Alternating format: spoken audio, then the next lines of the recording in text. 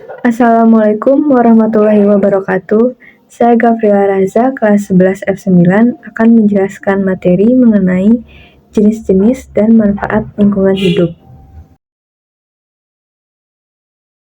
Jenis-jenis lingkungan hidup. Jenis-jenis lingkungan hidup terbagi menjadi 3. Yang pertama adalah lingkungan biotik. Lingkungan biotik adalah lingkungan yang komponennya terdiri dari makhluk hidup. Lingkungan biotik ini terbagi menjadi 3 bagian. Yang pertama yaitu produsen. Produsen adalah organisme yang mampu melakukan fotosintesis sehingga dapat menghasilkan makanan sendiri.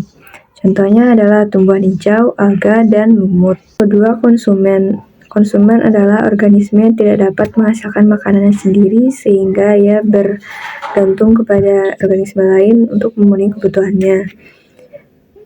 Konsumen sendiri terbagi menjadi 3. Pertama, herbivora atau konsumen yang pemakan tumbuhan, contohnya sapi, kambing, dan rusa. Yang kedua, karnivora untuk konsumen pemakan hewan, contohnya harimau, singa, dan serigala. Yang ketiga, omnivora atau konsumen pemakan segalanya, contohnya manusia dan beruang.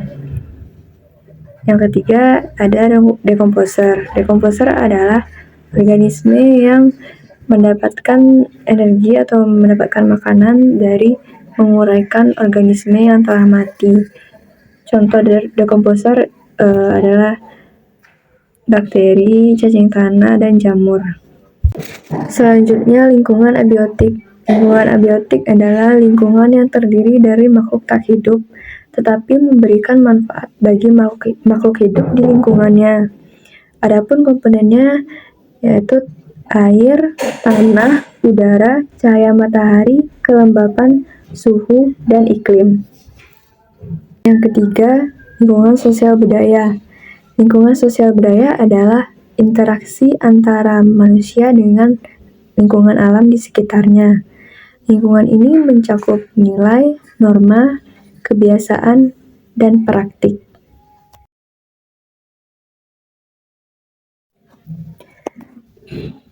Selanjutnya saya akan membahas mengenai manfaat lingkungan hidup.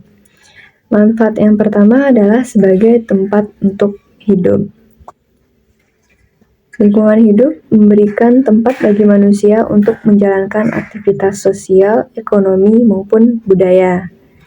Yang kedua adalah sebagai penghasil pangan makhluk hidup. Lingkungan makhluk hidup dapat menghasilkan kebutuhan pangan manusia. Yang ketiga adalah penyedia sumber daya alam. Lingkungan hidup memberikan beberapa sumber daya alam bagi manusia, contohnya adalah gas alam dan minyak bumi yang dapat digunakan manusia sebagai bahan bakar. Yang keempat, penyedia mikroorganisme.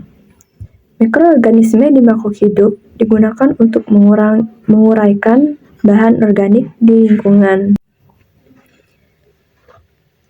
Yang kelima, sebagai penyedia oksigen.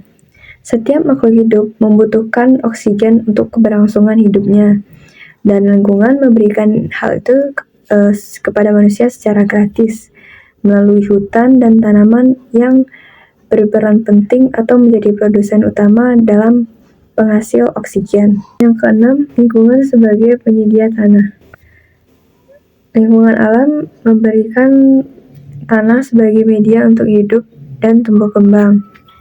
Manusia memanfaatkan tanah untuk beraktivitas dan tumbuhan memanfaatkan tanah sebagai media pertumbuhannya. Baiklah, sekian penjelasan materi dari saya. Terima kasih telah menonton. Mohon maaf apabila ada kesalahan kata. Assalamualaikum warahmatullahi wabarakatuh.